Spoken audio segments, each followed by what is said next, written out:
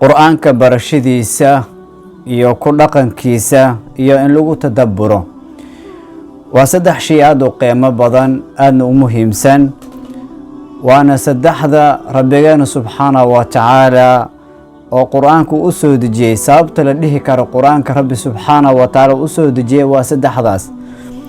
qur-aanka barashadiisa in la barto kalaamka rabbi subxaanahu wa tacaala oo waqti lagu bixiyo sidoo kale in lagu dhaqmo oo dhaqankiisa ama la dhaqangeliyo tan saddexaadna ay tahay in lagu tadabburo oo qur-aanka waxa uu ka hadlaay micnaha uu ka hadlaay in la fahmo oo la dhuuxo saddexdaasaan ugu qiimo badan kitaabka rabbi subxaanahu wa tacaala ama qur-aanka ilaahay ayaa soo dejiyey ilaahay ayaana ku mahadsan oo soo dejiyey qur-aankan ilaahay subxaanahu wa tacaala qur-aankiisa wuxuu ku leeyahay alxamdu lilaahi aladii anzala calaa cabdihi alkitaab walam yajcal lahu cibaja maxadan waxay u sugnaatay rabbi subxaanahu wa tacaala keligiis ayay u sugnaatay allahaasoo ku soo dejiyey addoonkiisa nabiyullaahi maxamed calayhi salaatu wasalaam kitaab ku soo dejiyey walam yajcal lahu cibaja kitaabkaasana wax qalloocsan aysan jirin oo uu yahay kitaab toosan oo aan isbedelaynin oo mar walba xil walbana uu u wanaagsan yahay uu yahay ilaahay subxaanahu wa tacaala marka asigaa isku mahadinayay kitaabka uu soo dejiyey ummaddiisa uu u soo dejiyey inay ku dhaqmaan oo ay raacaan oo ay bartaan oo ay ku tadabburaan rabbi subxaanahu wa tacaala u soo dejiyey ilaahay asigaa mahadsan oo kitaabkaas qiimaha badan ilaahay noo soo dejiyey waayo qur-aanka ilaahay subxaanahu wa tacaala wuxuu dhexdiisa dhigay faa'iido aad u badan aadna u qiimo badan oo bini aadanka iyo insaanka ugu sugan bini aadanka hadduu kitaabka uu ku dhaqmo uu xifdiyo uu camalgeliyo rabbi subxaanahu wa tacaala wuu raallagareeyey naftiisana faa'iido badan ayuu u soo jiiday waayo qur-aanka waa caafimaad wuu yahay qalbiga ayuu caafiyaa shahwaadka ayuu kaa dejiya uu kaa caafiyaa oo xanuunada shahwaadka ah xanuunada shubahaadka xanuun walba oo jirkaada ama naftaada uu ku dhaco qur-aanka rabbi subxaanahu wa tacaala ayaa u daawa ah ilaahay marka qur-aankan wuxuu u soo dejiyey in lagu dhaqmo sidoo kale lagu tadabburo ilaahay wuxuu leeyahay afalaa yatadabbaruuna alqur'aan qur-aanka may ku tadabburaan oo may ku dhaqmaan oo may fiirfiiriyaan ama calaa quluubin aqfaaluhaa mise qalbiyaashooda ayaa quful saarano waa qalbi xiran ayay wataan qalbigan rabbi subxaanahu wa tacaala uuna siiyey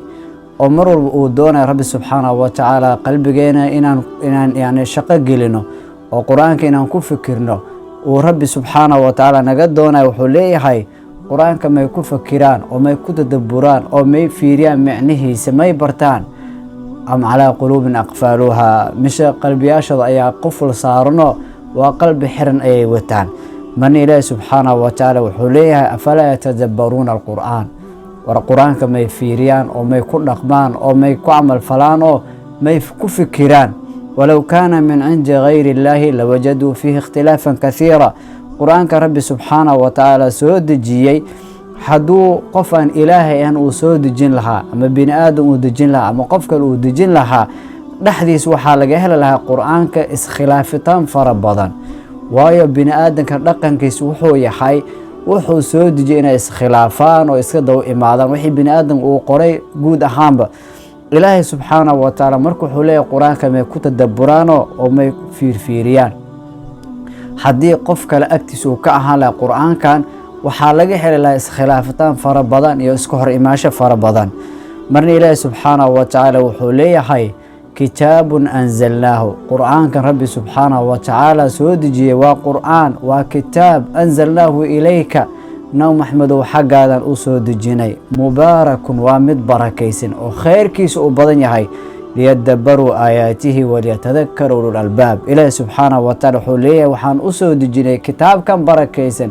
oo khayrkiisa faraha uu ka batay liyadabbaruu aayaatihi aayadiisa in lagu tadabburo in la fiirfiiriyo in lagu dhaqmayaan u soo dejinay leeyahay rabbi subxaanahu wa tacaala waxaana waansamay oo kuwaansa qaadanay kuwa caqliga fiyo u saaxiibka oo rabbi subxaanahu wa tacaala caqli uu siiyey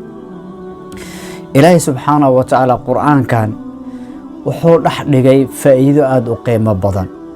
baraka aad u badan, khayraad aad u badan ayuu dhex dhigay qur-aankan. qur-aankan wuxuu nagu toosanayaa jidka toosan. haddaan doonayno inaan hanuuno oo jidka siraatul mustaqiim inaan ku toosno haddaan rabno, waa inaan qur-aanka aan qaadanaa oo qur-aanka aan barnaa oo qur-aankan ku dhaqanaa aan qur-aankan ku tadabburnaa. haddii aan doonaynin in aan adduunkan guul aan ka gaarin, qur-aanka inaan qaadano wey. haddii wacdi iyo muxaadar iyo waana aan doonaynin, qur-aanka rabbi subxaanahu wa tacaala ayaa nagu filan.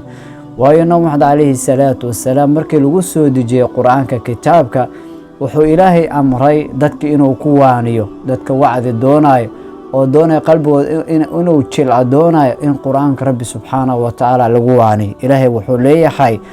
fadakir bilqur'aani, qur-aanka ku waani nabi maxamedow, qur-aanka u sheeg, qur-aanka xasuusi. man yakhaafu waciid, qofka ka baqaaya yaboohey iyo qofka ka baqaya hanjabaadeydaba